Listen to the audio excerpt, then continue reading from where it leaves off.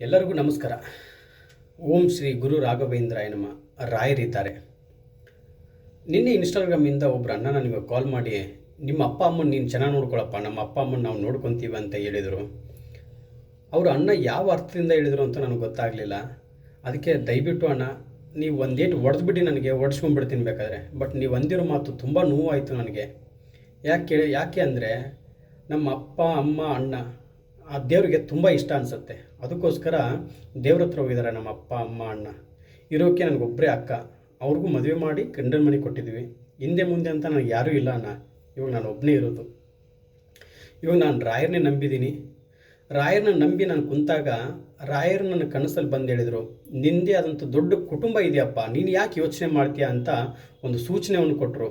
ಅದಕ್ಕೋಸ್ಕರ ಹೇಳ್ತಾ ಇದ್ದೀನಿ ಅಣ್ಣ, ನನ್ನ ಕುಟುಂಬ ಇನ್ಸ್ಟಾಗ್ರಾಮು, ಯೂಟ್ಯೂಬ್ ಚಾನಲ್ಲು, ಫೇಸ್ಬುಕ್ಕಲ್ಲಿ ಇರ್ತಕ್ಕಂಥ ನನ್ನ ಗುರು ಹಿರಿಯರು, ನನ್ನ ಅಕ್ಕ ತಂಗಿಯಂದಿರು, ಅಣ್ಣ ತಮ್ಮಂದಿರು, ಎಲ್ಲರೂ ನನ್ನ ಕುಟುಂಬದವರೇ. ಅದಕ್ಕೋಸ್ಕರ ಅವ್ರು ಚೆನ್ನಾಗಿದ್ದರೆ ನಾನು ಚೆನ್ನಾಗಿರ್ತೀನಿ.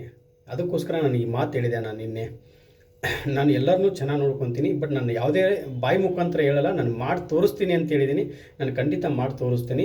ಬಟ್ ನಿನ್ನೆ ನೀವು ಅಂದಿರೋ ಮಾತು ತುಂಬ ಬೇಜಾರಾಯಿತು. ದಯವಿಟ್ಟು ಯಾರಿಗೂ ಈ ಥರ ಮಾತಾಡೋಕೆ ಹೋಗ್ಬೇಡಿ ಅಣ್ಣ.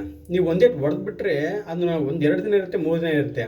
ಆದರೆ ನೀವು ಅಂದಿರೋ ಮಾತು ತುಂಬ ನೋವಾಗುತ್ತೆ. ದಯವಿಟ್ಟು ಯಾರಿಗೂ ಮಾತಾಡೋಕೆ ಹೋಗ್ಬೇಡಿ. ನನ್ನಲ್ಲಿ ಏನಾದ್ರು ತಪ್ಪು ಮಾತಾಡಿದರೆ ಈ ಥರ ಮಾತಾಡಬೇಡಪ್ಪ ಅಂತ ನನಗೊಂದು ಬುದ್ಧಿವಾದ ಮಾತು ಹೇಳಿ ನಾನು ಬೇಕಾದ್ರೆ ಕೇಳ್ತೀನಿ ಅಣ್ಣ. ನಿನ್ನೆ ನೀವು ಅಂದಿರೋ ಮಾತು ತುಂಬ ನೋವಾಯಿತು. ನಿನ್ನೆ ನನಗೆ ಊಟ ಮಾಡೋಕ್ಕೂ ಮನಸ್ಸಾಗಲಿಲ್ಲ, ಅಷ್ಟು ನೋವಾಯಿತು. ನಾನೇನಾದ್ರು ತಪ್ಪು ಮಾತಾಡಿದ್ದೀನ ಅಂತಂದು ಅದೇ ವಿಡಿಯೋನು ಒಂದು 10 ಸಲ ನೋಡಿದೆ. ನಾನು ಏನು ತಪ್ಪು ಮಾತಾಡಿಲ್ಲ. ಯಾಕೆ ಈ ಅಣ್ಣ ಈ ಥರ ಮಾತಾಡಿದರು ಅಂದ್ಕೊಂಡೆ. ಅದಕ್ಕೋಸ್ಕರನ ಇನ್ನೊಂದು ಸ್ನೇಹಿತರೆ, 21ನೇ ತಾರೀಕಿಗೆ ಗುರುವಾರ ಮಹಾಮಂಗಳಾರತಿ ಮುಗಿದ ತಕ್ಷಣವೇ 9 ಗಂಟೆ ಆಗುತ್ತೆ. ಮಹಾಮಂಗಳಾರತಿ ಮುಗಿದ ತಕ್ಷಣ ರಾಯರ ಮಠದಿಂದ ನಾನು ಪಾದಯಾತ್ರೆ ಸ್ಟಾರ್ಟ್ ಮಾಡ್ತಾಯಿದ್ದೀನಿ. ನಿಮ್ಮ ಕಷ್ಟಗಳು ಏನಿದೆ ಆ ಕಷ್ಟಗಳನ್ನು ಒಂದು ಕಾಗದ ಪತ್ರದಲ್ಲಿ ಬರೆದು ಒಂದು ರೆಡ್ ಕಲರ್ ಬಟ್ಟೆಯಲ್ಲಿ ಅದನ್ನು ನಾನು ಓಪನ್ ಮಾಡಲ್ಲ, ಅದನ್ನು ಬರೆದು ನನ್ನ ಕೈಲಿ ಕೊಡಿ. ನಾನು ಅದನ್ನು ತೊಗೊಂಡೋಗಿ ತುಂಗಭದ್ರಾ ನದಿಯಲ್ಲಿ ನಾನು ಬಿಡ್ತೀನಿ. ನಿಮ್ಮ ಕಷ್ಟವನ್ನು ನಾನು ತೊಗೊಂಡೋಗಿ ತುಂಗಭದ್ರಾ ನದಿಯಲ್ಲಿ ಬಿಟ್ಟರೆ ಅಲ್ಲಿಗೆ ನಿಮ್ಮ ಕಷ್ಟ ಏನಿರುತ್ತೆ ಅದೆಲ್ಲ ಮುಗಿದೋಗುತ್ತೆ, ಮುಕ್ತಿ ಆಗುತ್ತೆ. ಎಲ್ಲರಿಗೂ ಒಳ್ಳೆಯದಾಗಲಿ. ನಾನು ಹೋಗಿ ಬರ್ತೀನಿ. ನನ್ನ ಏನೇ ವಿಡಿಯೋ ಇದ್ದರೂ ಇನ್ನು ಮುಂದೆ ಯೂಟ್ಯೂಬ್ ಚಾನಲಲ್ಲಿ ಮಾತ್ರ ನಾನು ಅಪ್ಲೋಡ್ ಮಾಡ್ತಾ ಇರ್ತೀನಿ. ಇವಾಗಲೇ ಹೋಗಿ ಯೂಟ್ಯೂಬ್ ಚಾನಲ್ನ ಸಬ್ಸ್ಕ್ರೈಬ್ ಮಾಡ್ಕೊಳ್ಳಿ, ಆಲ್ ಬಟನನ್ನು ಪ್ರೆಸ್ ಮಾಡ್ಕೊಳ್ಳಿ.